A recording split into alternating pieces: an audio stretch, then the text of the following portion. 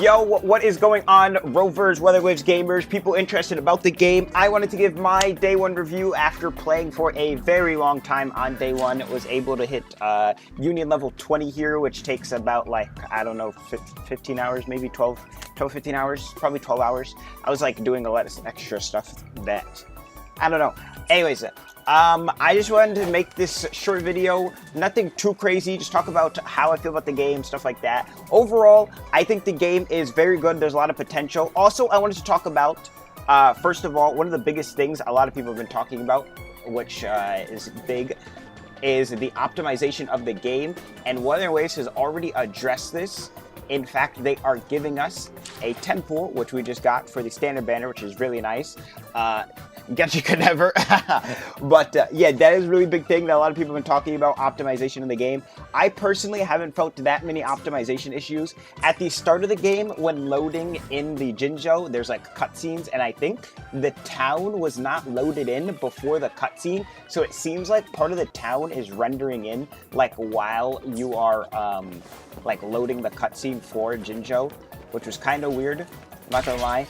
But I just want to talk about, so story, I'm not a big story person in terms of gacha games because I don't expect that good of a story, you know? I don't go into a gacha game expecting I'm going to get story of something like Detroit Become Human, like Dark Souls, God of War, anything like that, you know? Bioshock, there's something crazy, you know, story when I go into it. But I do think the Scar part of the story was pretty good. They didn't really change it much from the beta, and I did like in the beta as well. I think the intro and everything, though, is pretty much like, honestly, I think you should skip through it. I think it's fine to skip for it. But there is a lot of story people, so maybe they could work on that. I don't know, but they're probably not because it's early game story, and it's already been reworked, I think 2 or 3 times. The story's been reworked. Also, when you get to Act 4 and you meet Jinshi, she has like a 1 hour like yap session like while you're skipping. Maybe like 30 minutes. Maybe I'm overrating a little bit. It's like a 1 to like 1 hour, 30 minutes to an hour like yap session. And you can't skip through any of it. And I was like, I don't know. Like she's like talking about like the Sentinel and the dragon and everything. You do get introduced to Cheng-Li because Cheng-Li before was like unnamed, so we didn't know about her. And now we know about her because she was drip marketed, which is cool. Optimization, once again, really bad in terms of they need to work on, you know, making sure everyone can play the game. Seeing people have mobile and problem. I was talking with other people on different PC specs.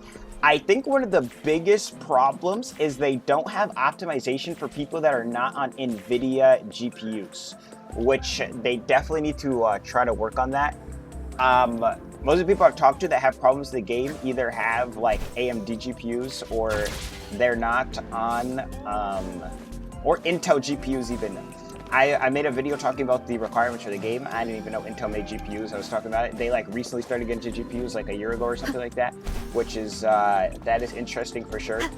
I'm just NVIDIA all the way, I'm not gonna lie. You know, NVIDIA God Gamer. They also made a DLSS update for NVIDIA like before this game came out just for Wuthering Waves, which is pretty nice. But because they made that update for NVIDIA, I think that didn't transfer over to the other GPUs, which is probably one of the reasons for the thing.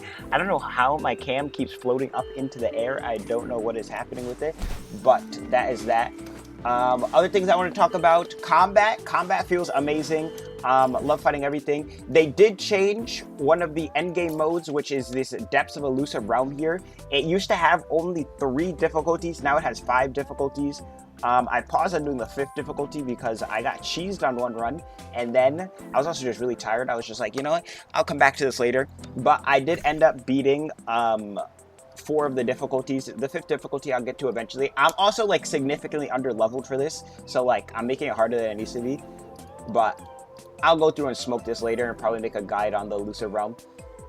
They have a beta tag on it too. I just peeped that. I didn't even know that was there.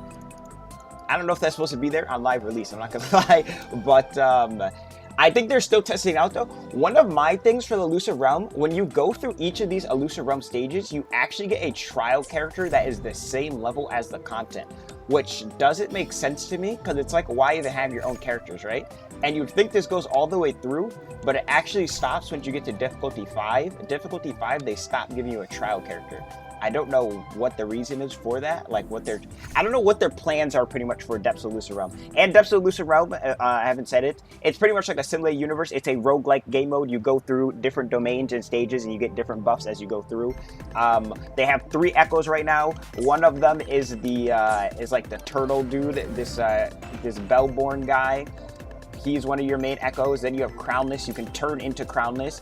And then lastly, you have the Ghost Rider. Ghost Rider gives you like a bunch of like off-field supporting buffs, which are really nice. All of them, I'm not gonna lie, are pretty broken. I think the Bellborn and the Ghost Rider are like really busted though. Like Crownless, I think when you're fighting like same level or like under-leveled content, he's not as strong. Even though he's really good, he's still really good. You need to have more buffs on him because Crownless's damage is based on you getting the like blessings or like buffs that go towards the Crownless, while the other ones are kind of like for the Ghost Rider, for example, it's literally just like hits. Like the more hits you're doing, the more damage you're doing. If you're doing a lot of hits, you're spawning in these like meteors, these like fire death meteors that do like a bunch of damage, which is really nice. And then Bellborn is just like a tank class. If you get hit, you do damage to the enemy. If you're full HP, you do damage to the enemy. You can freeze enemies that aren't bosses, stuff like that. Other things to talk about, just small things, I guess. One of the things on the map was annoying me. You can't name markers. I don't know why you can't name markers. Also, 100 markers is probably not going to be enough. I think they need to instantly increase that. What else? Bosses giving you first clear rewards is pretty nice. That is pretty nice. Tacit fields, I have not gone to yet. I don't know how changed these are in terms of rewards. I will have to update you guys on that when I get to a level where I'm getting 5 stars on my data bank. Because my data bank is capped out right now at level 7, but I'm over capped literally to level 10 because I just over farmed it. Because I'm just like fully min-maxing. I'm about to be able to get it though. I just haven't done my union level, it's like your ascension, it's like your world level ascension pretty much. So I can increase my Soul 3 phase here. I wish they changed the name of the Soul 3 phase, but it has some like lore reason that it's called Soul 3. It's like Solaris 3. It's like your planet or whatever. You're like the 3rd planet of Solaris. I don't know. Also, achievements doesn't have a claim all button. Why do we have no claim all button on achievements? I don't get it. There's so many spots for a claim all button on achievements.